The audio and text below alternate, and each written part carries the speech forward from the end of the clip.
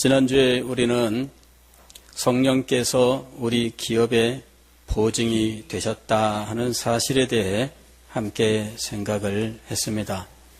성령께서 기업이라고 하는, 보증이라고 하는 말과 예수님께서 보증이라고 하는 말은 차이가 있는데, 예수님이 보증이라고 하는 말은 파산한 우리들을 위하여 하나님께서 약속하신 생명의 복을 받게 하시기 위하여 보증인이 되셨다는 말씀이었으며, 성령께서 보증이 되신다는 말은 언약에 약속하신 생명의 복을 우리가 지상에서 맛보게 하는 것에 있다라는 것을 함께 생각했습니다.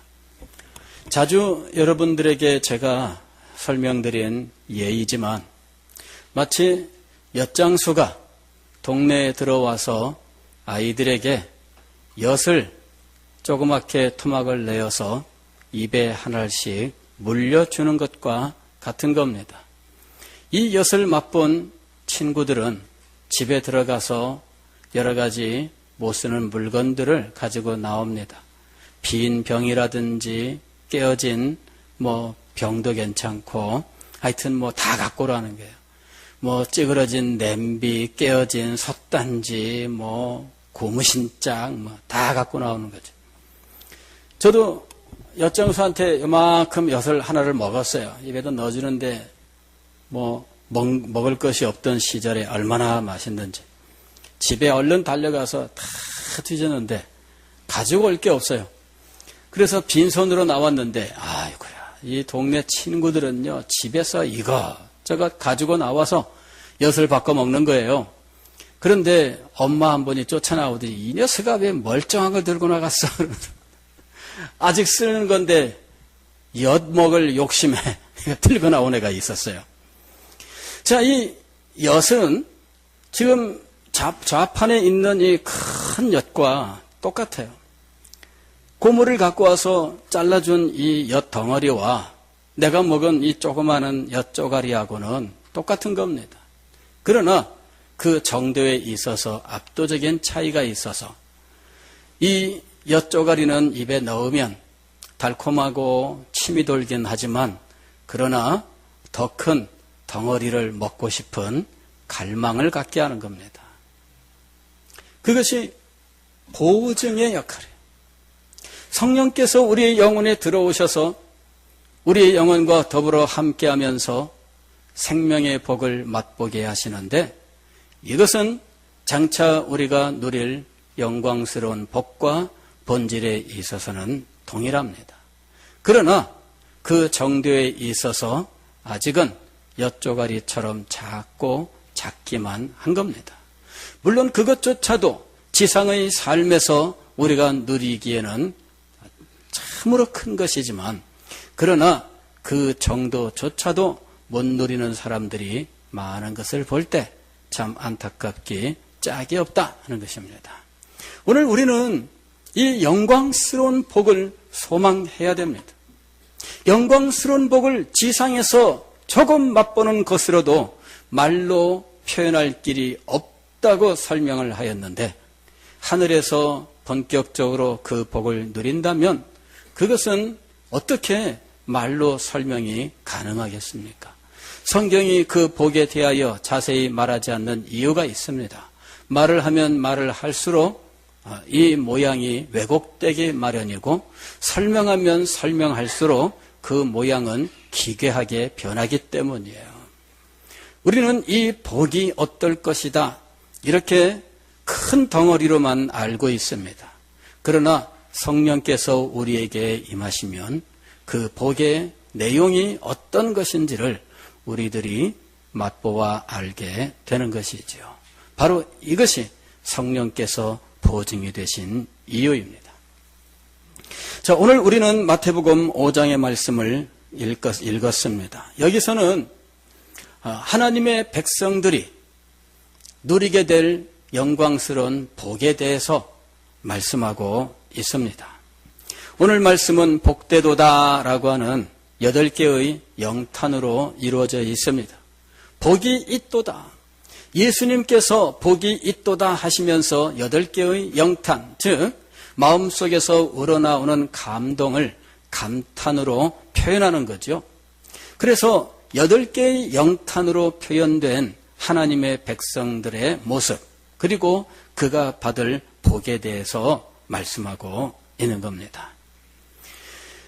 여기 이것은 하나님 나라의 헌장에 해당하는 부분입니다. 산상수훈이란 하나님 나라의 헌장, 즉 헌법이라고 이야기합니다. 헌법이라고 하는 것은 모든 법의 출발입니다. 그리고 모든 법의 마침이 되는 것이죠. 그리고 이 헌법 속에는 그 나라의 특징들이 다 들어가 있게 되어 있습니다. 그 나라의 영토에 대해서, 그 나라의 백성들에 대해서, 그들이 누리게 될 특권에 대해서 이제 헌법에 모두 표현되어 있는 것입니다. 예수님께서 마태복음 5장, 6장, 7장을 말씀하셨을 때 우리는 이것이 마치 하나님 나라의 헌법과 같은 성격을 가지고 있다 하는 사실에 주목을 하게 된 겁니다. 여기에는 하나님의 나라 백성들의 모습이 있고 그 나라 백성의 사명이 기록되어 있고 그 나라 백성들의 삶에 대한 규정들이 있습니다. 그리고 그 나라 백성들이 목적해야 되는 삶의 목적이 여기에 기록이 되어 있는 것입니다. 우리가 읽은 1절로 12절까지는 소위 팔복이라고 하는 부분인데 하나님 나라 백성들의 모습을 표현하고 있는 부분입니다. 원래 이 세계는 창조될 때 하나님의 나라로 창조되었습니다. 창조된 이 세계에 하나님을 대신한 왕으로서 하나님은 인간을 두시고 인간에게 땅에 있는 것들, 하늘에 있는 것들, 바다에 있는 것들을 다스리라고 하는 명령을 주셨던 겁니다. 그래서 인간은 이 세계의 다른 피조물들에 대하여는 마치 왕과 같은 존재로서, 그러나 하나님께는 그 나라의 백성으로서 하나님을 왕으로 모신 백성으로 살아야 했던 것입니다. 그런데 천상에서 하나님을 가까이 모시던 사탄이 자기를 따르는 천사들을 모아서 하나님께 반역을 했고 그들이 하나님께 패배하여 지상으로 쫓김을 받았는데 그들은 지상에서 하나님을 대신하여 하나님의 창조 세계를 다스리던 인간을 시험하여 그를 범죄자가 되게 하였습니다. 그리고 그는 범죄자가 되어서 죄와 사망으로 말미암아 사탄을 자신의 왕으로 섬기는 비참한 자리에 떨어지게 된 겁니다. 로마서 5장에서 죄인들은 죄와 사망으로 말미암아 사탄에게 종노릇하고 있으며 사탄은 왕노릇하고 있다라고 말씀하고 있습니다. 사탄이 왕노릇하는 이 세계는 인간을 자신의 대리인으로 삼아서 사탄이 통치하는 사탄의 나라가 되어버리고 말았던 겁니다. 하나님께서는 이렇게 사탄의 나라가 되어버린 이 창조 세계를 회복하시기 위하여 이 땅에 비밀스러운 하나님의 나라를 두게 되었습니다. 먼저는 아담의 가정에서부터 시작되었고 이것이 아담의 혈통을 통해서 이 땅에 점점 퍼져나가게 된 겁니다. 물론 사탄의 나라는 더욱더 왕성하게 퍼져나갔습니다. 노아 때에는 하나님의 백성들조차도 세상 나라 사탄의 나라와 하나가 되어버리는 이런 상황이 벌어지게 됩니다. 하나님께서 홍수로서 이 땅을 심판하시고 노아와 그 가족만 남겨두셨지만 그러나 이 사탄의 나라는 노아의 가정조차도 즉 그 후손조차도 집어삼키게 되는 것입니다. 그러나 비밀스러운 하나님의 나라는 그 속에서도 계속해서 유지되어 나가게 되었습니다. 그리고 하나님께서는 이 비밀스러운 하나님의 나라를 온 땅에 창대케 하시려는 거룩한 뜻을 세우시고 아담을 불러 그의 가정을 통해서 그의 후손을 통해서 이 땅에 그 일을 성취하고자 하셨던 것입니다. 물론 이 일은 아담의 육신의 혈통을 따라서는 성공하지 못합니다. 그것은 잠시 유보가 됩니다. 하나님께서는 이방인들을 통해서 이 땅에 하나님의 나라를 창대케 하시고 그 다음으로는 아담의 육신의 혈통을 따르는 유대인들이 다시 하나님께로 돌아오는 속에서 하나님의 나라는 이 땅을 이제 온전히 새롭게 하는 자리에 나가게 될 것입니다. 자, 이런 그 하나님의 나라가 지금 이 땅에 존재하고 있다는 것이죠. 그런데 이 하나님의 나라는 눈에 보이는 나라가 아닙니다. 이것은 비밀스러운 나라예요. 그래서 비록 우리가 교회라고 하는 이 가시적인 조직을 이루고는 있지만 그러나 이 교회는 하나님의 나라의 전부가 아닙니다. 하나님의 나라의 전초 기지예요. 교회가 세워지면 그 교회를 기점으로 해서 하나님의 나라는 퍼져나가게 되어 있는 것이죠.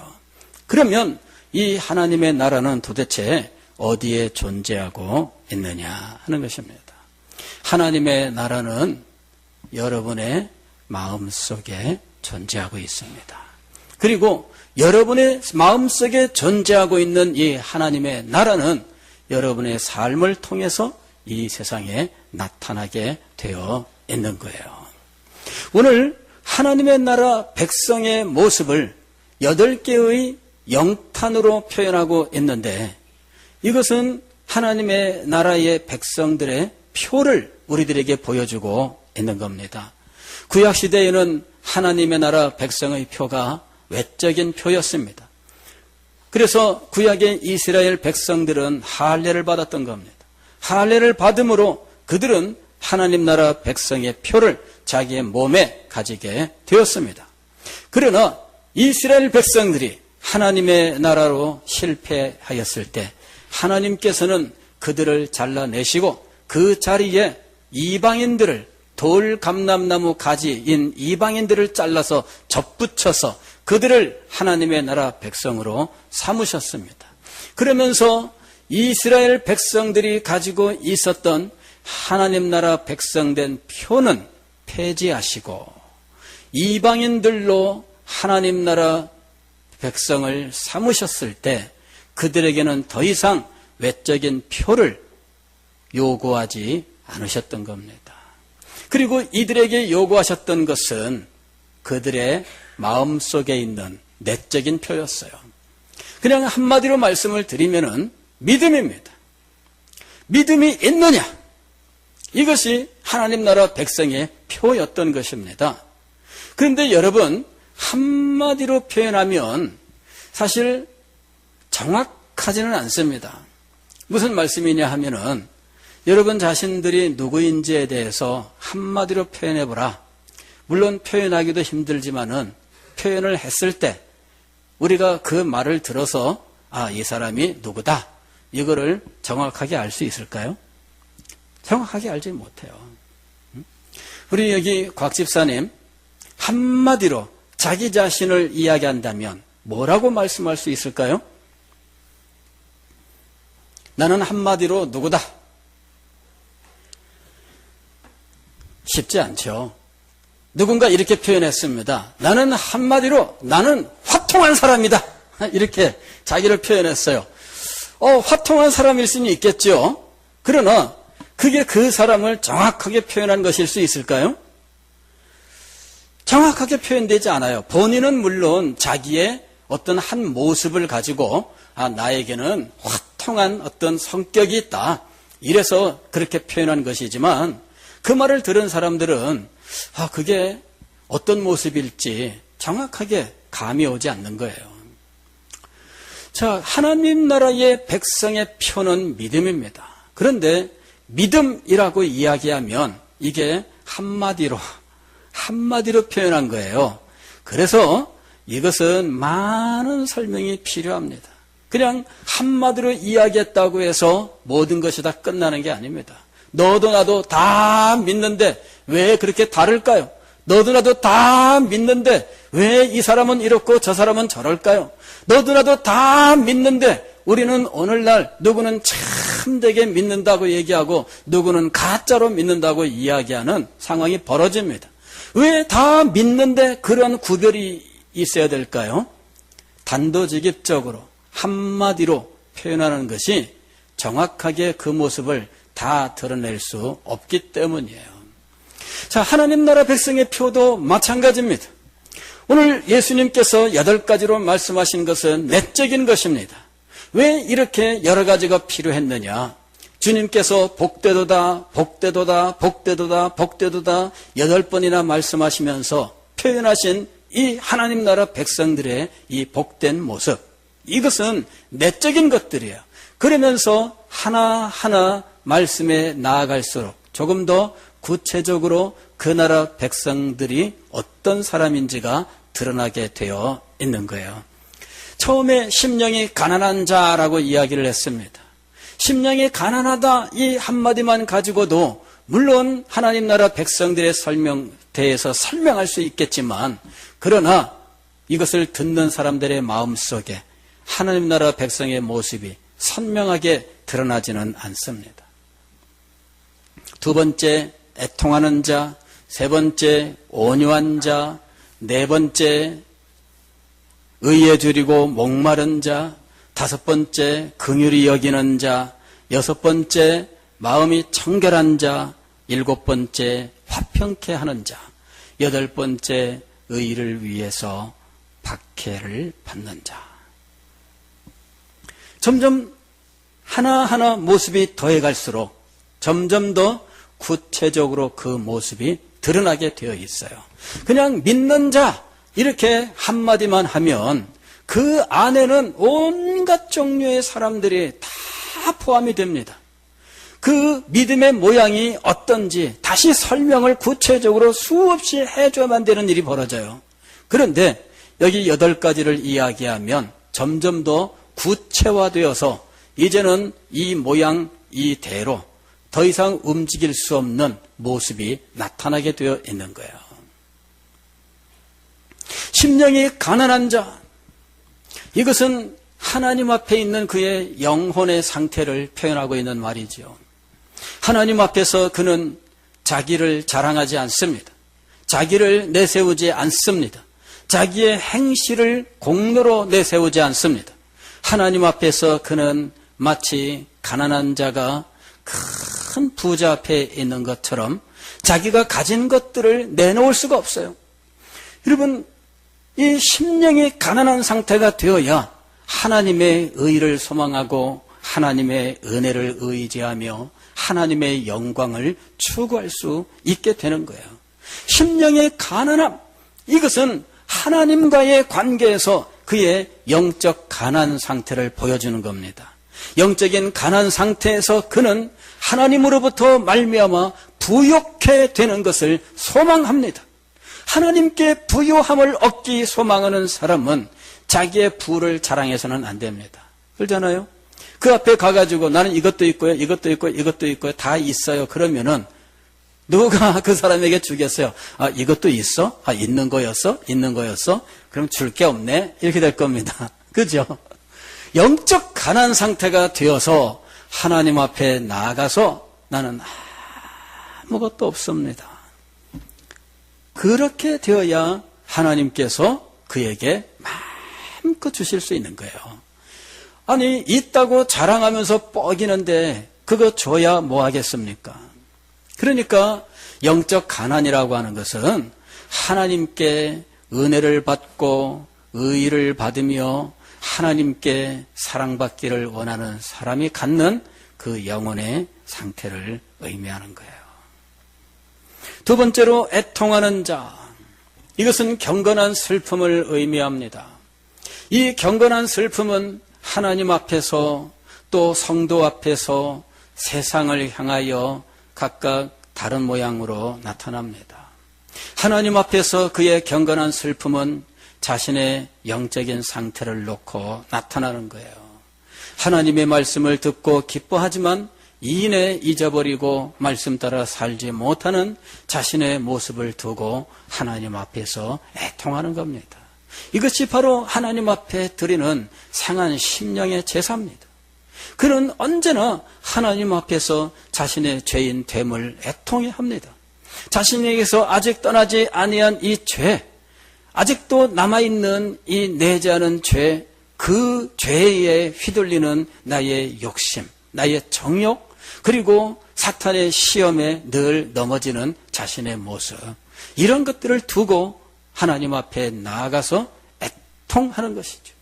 하나님의 나라에 사명을 주셨지만 그 사명을 제대로 감당치 못하는 자신의 모습을 두고 하나님 앞에서 슬퍼하는 것, 바로 이것이 경건한 슬픔의 모습입니다. 그리고 이 경건한 슬픔의 모습은 성도들을 향하여도 나타납니다.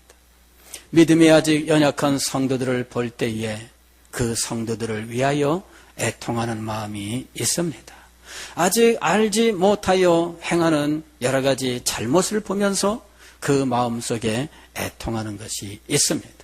교회의 모습을 보면서 교회가 하나님의 영광으로 충만하고 하나님의 뜻을 능력 있게 행해야 할 터인데 교회가 여러 가지 면에서 하나님의 뜻을 떠나는 것을 볼 때에는 슬퍼할 수밖에 없습니다. 하나님의 말씀을 성취하는 교회가 되어야 할 터인데 말씀을 잃어버리는 교회가 되었다면 슬퍼할 수밖에 없습니다. 세상을 향하여 이 경건한 슬픔은 세상이 하나님의 영광을 외면하고 멸망으로 달려가는 모습을 보면서 애통할 수밖에 없는 것입니다. 자, 그리스도인에게 있는 이 특징, 하나님 나라 백성에게 있는 이 특징은 하나님을 향할 때와 성도들을 향할 때와 세상을 향할 때 각각 이런 모습으로 나타나게 되는 것입니다. 세 번째로 온유한 것입니다. 이 온유하다고 하는 것은 따뜻하다, 친절하다, 관대하다 이런 의미를 가지고 있는데 이것은 하나님께 모든 것을 다 맡긴 사람의 특징입니다. 내가 나를 보호하고 내가 나를 방어하기 한다면 그렇다면 여러분 이렇게 오념을 가질 수가 없습니다. 왜냐하면 내가 그 모든 대적들을 직접 응전해야 되기 때문이에요. 누군가 나를 억울하게 이런저런 말을 하고 다닌다면 하나님께 맡기면 내가 마음이 편안합니다. 하나님께서 하실 거야. 하나님께 맡기면 내가 마음을 넓게 열 수가 있습니다. 그런데 내가 해보겠다 하게 되면 그때부터 내 마음은 굉장히 좁아지게 돼 있어요. 내 마음 속에는 분노가 차오르고 내 마음 속에서는 이거를 견딜 수 없어서 이 마음이 아프고 고통스러워지는 거예요. 여러분, 내가 직접 이 사람을 가만두지 않고 내가 복수하겠다 이런 마음을 갖는다면 이 사람의 마음에는 평화가 없습니다.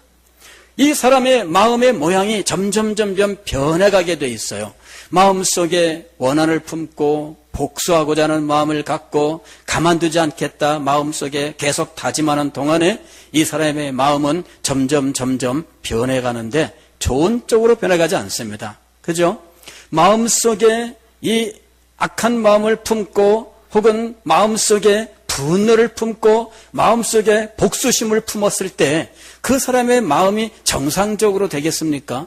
여러분, 이게 온유함이라고 하는 것은 성격상 나오는 것이 아니라 하나님을 믿고 의지하여 하나님 앞에 모든 것을 다 맡겼기 때문에 가질 수 있는 마음의 모습인 거예요.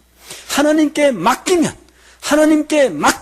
내 마음속에 평화가 옵니다. 하나님께 맡기면 내가 마음속에 원한을 품지 않아도 됩니다. 하나님께 맡기면 내 속에 복수심을 품지 않아도 됩니다. 하나님께 맡기면 내 마음속에 미움을 품지 않아도 됩니다. 그러므로 하나님께 맡긴 사람이 온유한 심정을 가지게 되는 것입니다. 의에 줄이고 목마른 자. 이것은 하나님께서 하나님의 나라를 이 땅에 이루기를 소망하는 모습을 의미합니다. 하나님께서 이 땅에 하나님의 약속된 대로 하나님의 언약을 성취하시고 하나님의 나라를 성취하시기를 위해서 하나님 앞에 간절히 소망하고 이제나 저제나 이 일이 성취될까 열망하는 것을 의미합니다. 긍휼히 여기는 자, 이것은 불쌍히 여긴다는 말이죠. 불쌍히 여긴다. 이 불쌍히 여기는 이 마음은 하나님께 불쌍히 여김을 받은 데에서부터 출발합니다. 하나님께서 우리에게 은혜를 베푸신 이유가 무엇입니까? 우리를 사랑하셨고 우리를 불쌍히 여기셨기 때문입니다.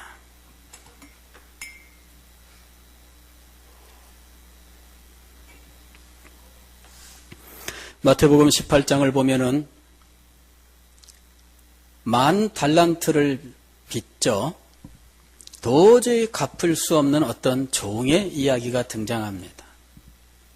이 종이 10,000달란트 빚을 갚기까지 감옥에 들어가고 부인과 부인과 자녀들 모두 다 팔아서 어쨌든 갚을 때까지 갚아라. 이런 상황에 지금 처했는데 용서해 달라고 얼마나 간청을 했는지 주인이 용서를 해줍니다. 그래, 안 갚아도 된다. 이 빚을 모두 탕감해 주죠. 그리고는 기뻐가지고 밖으로 나가서 길을 가다가 자기에게 100데나리온, 10,000달란트에 비하면은 먼지와 같은 돈입니다. 그 100데나리온을 빚진 자기의 친구를 만나서 너 돈 언제 갚을래? 내가 지금 돈이 없는데 꼭 갚을게. 안 돼. 너 일단 감옥에부터 들어가. 가지고서는 감옥에 집어넣는다는 거죠. 자, 옆에 있던 다른 사람들이 이걸 보고 불합리하다고 생각을 했어요. 왜냐하면 조금 전에 이 사람은 자기가 빚진 10,000달란트 탕감을 받았는데 그 10,000달란트에 비하여는 먼지 같은 100데나리온을 기어이 받아내기 위해서 이 친구의 멱살을 잡고 관청에 끌고 가서 감옥에 쳐넣고 말았던 거죠. 자, 이게 바로 그리스도인 사이의 관계에서 일어나는 일이에요. 공동체 안에서 용서하지 못하는 마음 같죠. 하나님 앞에 자기가 받은 용서 얼마나 큰지 절감한다면 지상에서는 나에게 어떤 잘못을 저질러도 나 또한 용서해야 한다. 이것이 성경의 가르침이에요. 그러나 이것을 실천하는 것이 얼마나 힘든지 정말 힘들고 어려워요. 이것을 실천한다면 여러분, 지상교회는 천국이 될 겁니다.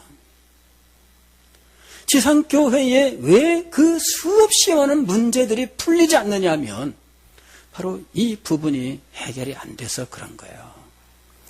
참 부끄러운 일이지만요, 제가 과거에 어떤 교회에 있을 때에 이 교역자들 사이에 불화가 있었어요.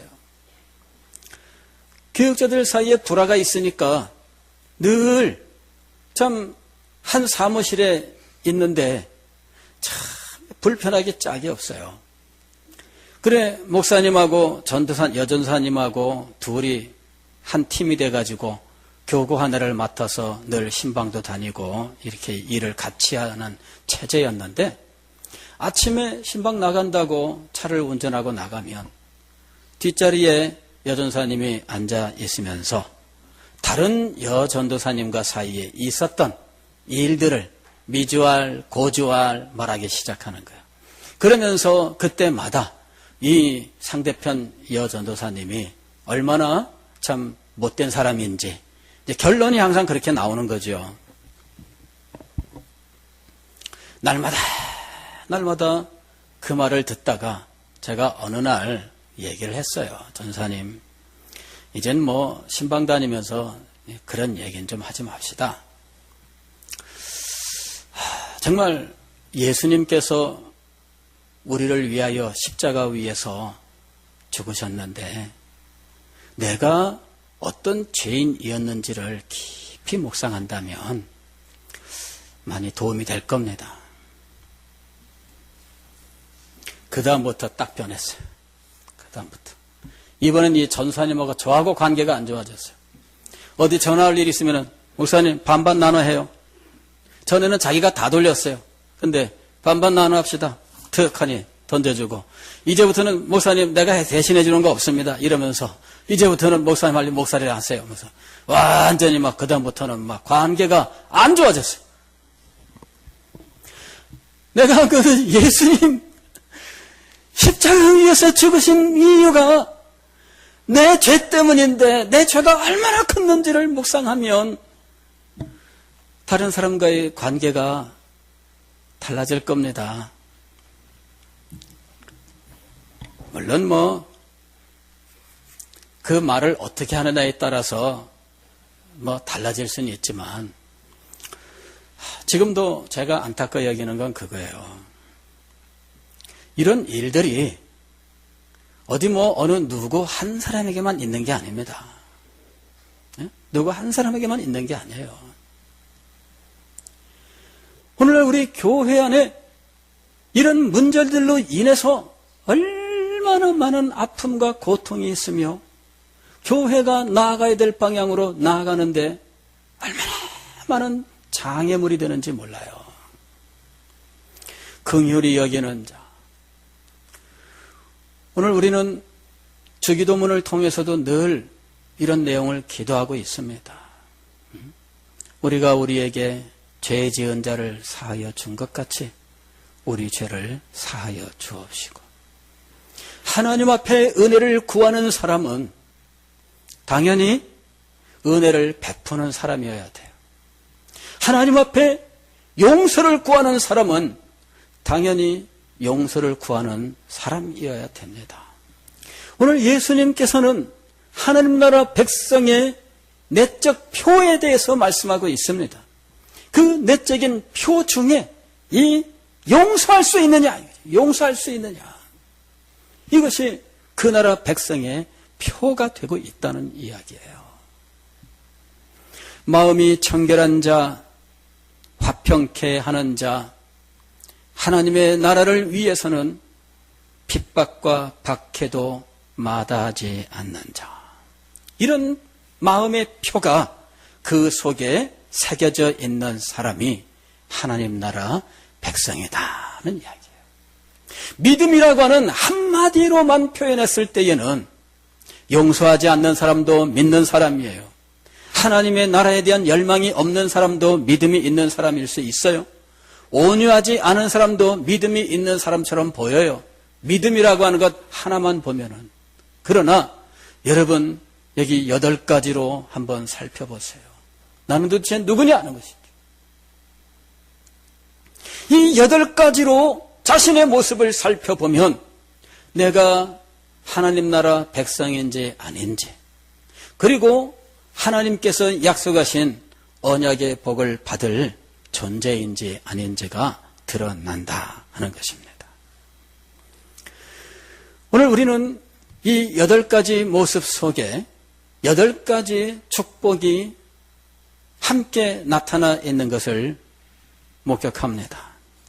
심령이 가난한 자에게는 천국이, 애통하는 자에게는 위로가, 온유한 자에게는 땅의 기업이, 의에 줄이고 목마른 자에게는 배부름이, 긍휼히 여기는 자에게는 긍휼히 여김 받음이, 마음이 청결한 자는 하나님을 목격하는 일이, 화평케 하는 자는 하나님의 아들로 인정받으며 의를 위해 핍박받는 자는 천국을 자신의 것으로 받게 됩니다. 자, 여기 8가지의 복이 등장하고 있는데 이 8가지의 복은 하나님께서 언약에서 약속하신 생명의 복을 의미하는 거죠. 이 생명의 복이 지상에서 나타날 때는 이러이러한 모습으로, 하늘에서 나타날 때는 이러이러한 모습으로, 생명의 복이라고 하는 것은 담기는 그릇에 따라서 그 모양이 달라져요. 마치 물과 같아서 네모난 그릇에 물을 부으면 네모난 모양이 되고 동그란 그릇에 물을 부으면 동그란 모양이 되는 것처럼 하나님께서 약속하신 생명의 복은 하늘에 있을 때는 이런 모습이지만 땅에 있을 때는 이런 모습이에요. 긍휼히 여기는 자는 긍휼히 여김을 받는 모습. 이것이 담긴 그릇에 따라서 나타난 그 복의 모양인 것이에요. 즉 하나님께서 약속하신 이 복은 궁극적으로는 하늘에 있는 것이지만 땅에서도 이미 지난주일에 성령의 보증금에 대해서 생각한 것처럼 땅에서도 하나님께서 약속하신 이 복들을 우리들이 맛보는 삶을 살 수 있다 하는 거죠. 다양한 상황에서 우리의 모든 삶의 현장에서 하나님께서 약속하신 축복들이 임하고 있습니다. 그래서 사도 바울은 로마서 8장에서 하나님을 사랑하는 자, 곧 그 뜻대로 부르심을 입은 자들에게는 모든 것이 합력하여 선을 이루느니라 하고 말씀하신 겁니다. 100가지의 복을 말씀한 것이 아니라 모든 것에 대하여 말씀한 거예요. 100가지를 일일이 말씀하신 것이 아니라 모든 것을 말했습니다. 이 모든 것은 네모난 것도 있고 동그란 것도 있고 세모도 있고 온갖 종류의 모양입니다. 그러나 거기에 다 적합하게 내리는 것이 하나님의 은혜요, 하나님의 복인 겁니다. 저는 여기 온유한 자가 땅을 기업으로 받을 것이다. 이 말씀을 묵상하면서 이 부분에 대해서 주석하시는 분들이 여기에 땅은 지상의 땅을 말하는 것이 아니라 천국을 의미하는 것이다. 이렇게 해석을 하는 것을 보면서 마음속에 만족되지 못했습니다. 물론 천국을 소유할 것이요 천국이 그대의 것이라는 말씀이 이 8개의 복 중에 등장하고 있지만 그렇다고 해서 여기에 있는 것을 무조건 다 천국으로만 이야기하는 것이 합당하냐. 위로받는 것과 용서받는 것과 배부른 것과 이 모든 것들도 다 천국으로 연결해서 해석을 합니다. 우리가 성경에서 보는 언약의 복은 물론 땅의 것으로 표현되어 있지만 하늘의 것을 보여주고 있다는 것은 틀림이 없습니다. 즉 하나님께서 아브라함에게 땅의 것을 약속을 하셔요. 이 땅을 너와 네 자손에게 주겠다 이렇게 약속을 하셔요. 그래서 땅과 자손이라고 하는 그 시대의 복을 하나님께서 아브라함에게 약속을 하십니다. 그러나 우리가 히브리서 11장에서 보는 대로 아브라함은 땅과 자손에 집착하는 삶을 살지 않았어요. 이것이 핵심이에요. 오히려 아브라함은 하나님께서 땅의 축복을 약속하셨으나 그것을 넘어서는 영원한 본향, 하늘의 기업, 하나님께서 지으실 그 성, 이것을 바라보면서 살았다 하는 거예요.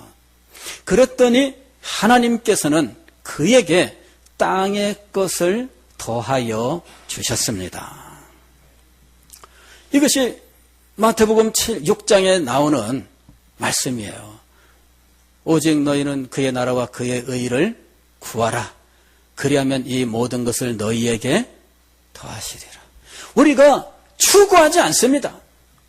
하나님께서 하나님의 뜻을 위하여 하나님의 영광을 위하여 자기 백성들에게 더하시는 거예요. 요셉이 애굽 땅에서 종살이를 하는 동안에 하나님께서 그와 함께 하셨고 함께 하시는 증거를 나타내셨어요. 요셉은 여전히 종이었습니다. 그러나 하나님이 함께 하시는 증거가 그의 삶 속에 나타났습니다. 그리고 마침내는 그를 종으로부터 높여서 한 제국의 총리 대신이 되게 하였습니다. 여러분, 이것이 더하시는 거예요. 그런데 우리는 이 하늘의 것, 하나님의 영광과 생명의 복을 추구하지 않고 열망하지 않고 이 덧붙여지는 이와 같은 이 부록 같은 것에 집착하는 아이 같은 모습을 가지고 있다는 거죠. 이것이 우리의 삶의 문제입니다. 아이들 키우는 어머니들이 요새 경험하는 일들이죠. 아이가 어느 날 이 햄버거를 먹고 싶대. 뭐 늘 햄버거 먹자고 했으니까 하고서는 별스럽지 않게 생각했는데 이 아이가 롯데리아를 가는데 여기에 가지 말자는 거예요. 어디로 갈래? 그랬더니 맥도날드를 간대. 왜 그런가 하고 갔더니 이 아이가 가서 이번에는 이 햄버거도 종류가 많잖아요. 그 중에 어느 거 하나를 딱 지적을 해요. 알고 봤더니 그게 이벤트 상품이야. 거기에 부록이 딸려오는데 캐릭터야. 이게 자그마한 인형이죠. 자그마한 인형. 이게 딸려오는 거예요. 그런데 너도 나도 아이들이 엄마 데리고 와서 그걸 사가지고 다 캐릭터를 들고 있는 거예요. 이 아이들이 햄버거보다는 무엇에 마음을 뺏기고 있어요? 캐릭터에 마음을 뺏기고 있어요. 이래가지고 햄버거 하나 샀는데 예전 같으면 햄버거 먹는다고 정신이 없는데 이번에는요 햄버거 안 먹어. 지금 이 캐릭터만 가지고 놀아. 엄마가 한마디 합니다. 이거 엄마가 먹는다. 너 안 먹으면 엄마가 먹는다. 그랬더니 엄마 먹어. 다른 때 같으면 어림도 없습니다. 무슨 엄마가 먹어요. 예? 엄마가 한 입 달래도 안 주는 애가. 근데 하나만 사는 게 아니야. 알고 보니까 5개씩 사요. 왜 그런가 했더니 캐릭터 모양이 달라. 이게 세트야. 5개를 다 모아야 되는 거예요. 이래가지고 햄버거가 5개야. 그러나 아이는 햄버거보다는 이 이벤트 상품에 관심이 있는 거예요. 항상 이렇게 부록의 마음을 쓰고 부록을 쫓아다니는 사람들이 있습니다. 우리가 지상에서 물질의 복을 구하고 육신의 복을 구하고 있는 것이 바로 이 부록을 구하는 삶이에요. 이 부록을 끼워서 파는 거, 이게 상술입니다. 여러분, 예전에 다 자란 우리 사람들은 예전에 그런 거 잡지에 보면은 연예인들 브로마이드 사진, 그죠? 페이지 여러 장 이어붙여서 길다란 이 연예인 전신 사진 이런 거 들어가 있어요. 이래가지고 표지에다가 누구 브로마이드 이렇게 하고 하면은 잡지가 필요한 것이 아니라 무엇이 필요한 거예요? 그 사진이 필요한 거야. 그 잡지를 사가지고 잘라 사진을 벽에다가 붙여놓는 거 있죠. 이래가지고 잡지에는 매달 이 브로마이드 사진을 그 당시에 가장 인기 있는 연예인 사진을 제공하는 거예요. 그러면은 이거 사다가 벽에다가 붙이느라고 정신이 없어요. 무엇을 구하는 삶이에요? 부록을 구하는 삶이에요. 여러분, 우리가 믿음을 가지고 있다고 하면서 이렇게 부록에 집착하는 삶을 살아서는 안 되는 겁니다. 예수님께서 오늘 마태복음 5장에서 복이 있도다 감탄하시면서 말씀하셨던 이 8가지 하나님 나라 백성의 표는 바로 이렇게 부록에 집착하는 모습이 아닌 참된 모습을 보여주고 있는 거예요. 이렇게 진실된 하나님의 백성으로 살아간다면, 하나님께서 주신 사명을 감당하며 살아간다면, 그의 삶의 순간순간 고비고비 하나님의 뜻을 이루는 그 모든 현장 속에 하나님께서 필요한 모든 것을 공급하실 줄 믿습니다. 이 믿음을 가지고 살아야 되는 거예요. 세상의 것을 욕심내고 집착하며 이것을 추구하는 삶을 사는 것은 하나님 나라 백성의 참된 모습도 아니며, 그리고 그렇게 해서 영원한 복을 얻을 수 있는 것도 아닙니다. 하나님 나라의 참된 백성이 되어서 그 백성으로 신실하게 살아가는 것, 바로 이것이 근본적으로 언약의 복을, 생명의 복을 얻는 길이요. 이것을 지상에서 맛보며 살아가는 삶이라고 하는 사실을 확신하시고 하나님 나라 백성으로 되시기를 힘쓰고 애쓰고 노력하시는 여러분이 되시기를 주의 이름으로 축원합니다. 기도하겠습니다.